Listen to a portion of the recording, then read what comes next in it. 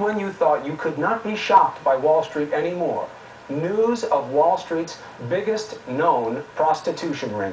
New accusations that titans of the financial world were actually charging their companies for illicit sex. ABC's chief investigative correspondent Brian Ross talked to the one-time madam who had nearly 10,000 high-powered clients. Yes, too much to be true, Brian. Indeed, Chris. The woman who ran Wall Street's biggest prostitution business says many of her CEO and investment banker customers paid for sex using their corporate credit cards. But then when she offered her evidence, her client list, to New York authorities, they didn't want to know about it. So she came to us. It was a secretive business known only to a wealthy elite called Davis Investment. An investment in your fun, in your happiness. 33-year-old Kristen Davis started Davis Investments after being fired from a hedge fund and went on to become a millionaire until she was busted last year.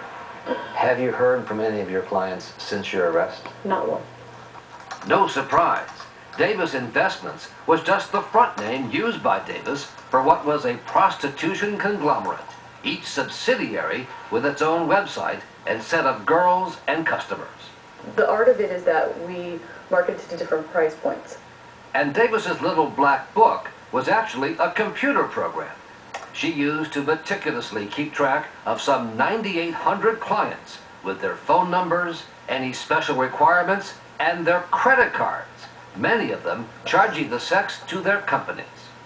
Some of these guys I was invoicing on corporate cards. I was writing up monthly bills for different, whatever they said it was for, computer consulting, construction expenses, all of these different things. I was invoicing them monthly so they could get it by their accountant. Billed to the company? Yes. For prostitutes? Correct.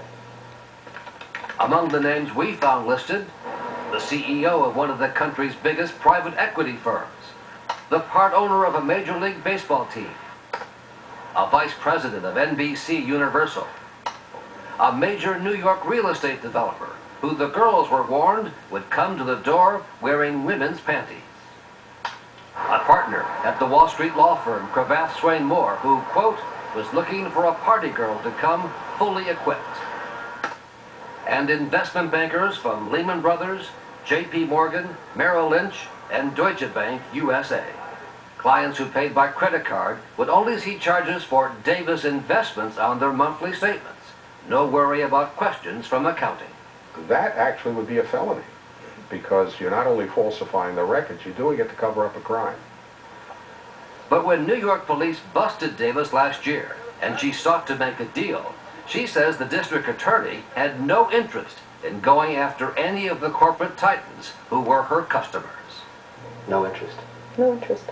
I, as the proprietor of a business, get arrested and lose everything when no one that was frequenting my business or spending $200,000, $300,000 a year has been punished in any way or even looked into. Davis spent 3 months behind bars, had to forfeit $500,000 in profit, and promised to never work in the sex business again. As for the district attorney's office here in Manhattan, a spokesman refused to comment on the Davis case or the alleged failure of the office to go after the wealthy men who used corporate money to pay for sex, Chris. So